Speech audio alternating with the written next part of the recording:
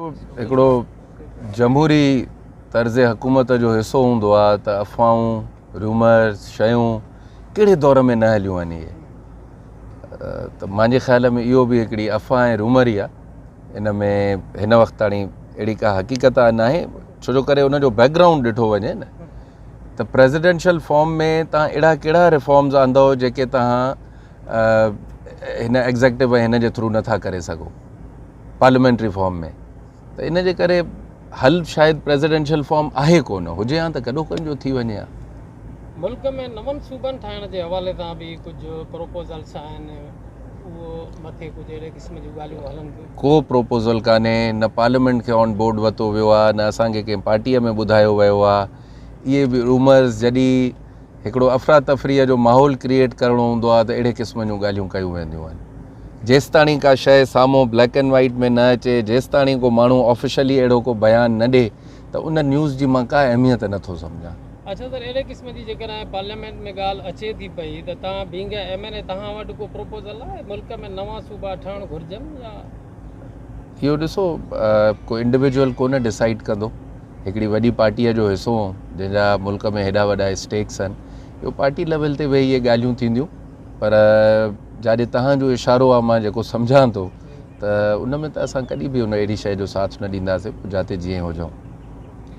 ताज़ो तव्हां अॼु जो जॾहिं दौरो कयो आहे मधेजी जो त हिकिड़ी सेरेमनी बि तव्हां अटेंड कई आहे जिते सरसो पारां जेके जॻहियूं ठहियूं आहिनि उन्हनि खे मालिकाना हुकूक इहे छा आहिनि इहे सर्टिफिकेट?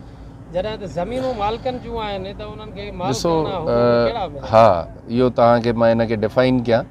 इहा हिकिड़ो दफ़ो पार्टीअ में ॻाल्हि हली त तव्हां घर त ठाहे ॾियो था, इन्हनि जी ओनरशिप जा अॻे इशूज़ रहंदा त कीअं थींदो। त इहो चेयरमैन बिलावल साहब इहो फ़ैसिलो वरितो त औरतुनि खे हिन जा राइट्स ॾिना वञो।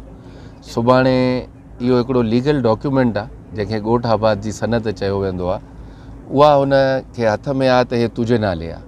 सुभाणे को कोर्ट इशू थो अचे, लीगल एयरशिप जा इशूज़ था अचनि, उन में हे डॉक्यूमेंट जेको ऑथराइज़ गवर्नमेंट डॉक्यूमेंट आहे इन जी थींदी ॻाल्हि, राजूणी ऐं ॿियनि ॻाल्हियुनि जी ॻाल्हि न वेहंदी। त इहे हिकिड़ा मालिकाना हक़ूक़ उन्हनि खे मिली विया त हे असांजो राइट ऑफ ओनरशिप आहे हिन शइ जो।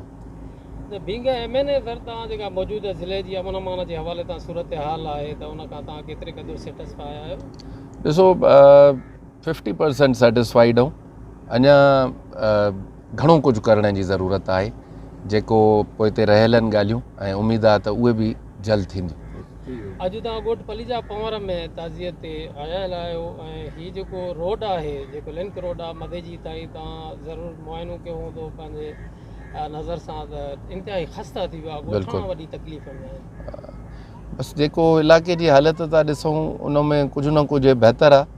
जेके लिमिटेड रिसोर्सिस आहिनि उन में हाली रिपेयर रेनोवेशन इन खां घणा ॿिया वॾा पिया आहिनि, स्कूल ऐं रोड जिन जी इन खां बि ख़स्ता हालति आहे। त आहिस्ते आहिस्ते प्रायोरिटीअ में हिन खे बि कंहिं स्टेज ते आणंदासीं, ज़रूरु बहितरु कराईंदासीं। अच्छा सर, आख़िर में इहा ज़रूरु तव्हां खां पुछंदासीं त जेको हिन वक़्तु असां वटि पार्लियामानी निज़ाम आहे उहो मुल्क में उहो फ़ाइदो न ॾेई सघियो आहे, त सिदारती निज़ाम तव्हांजे नज़र में कीअं आहे? ॾिसो, मुंहिंजो इन ते डिफरेंट टेक हूंदो आहे। लोकल गवर्नमेंट सिस्टम आहे, हे असां चेंज त कयोसीं, पर मां सम्झां थो चेंज मसइले जो हल न आहे।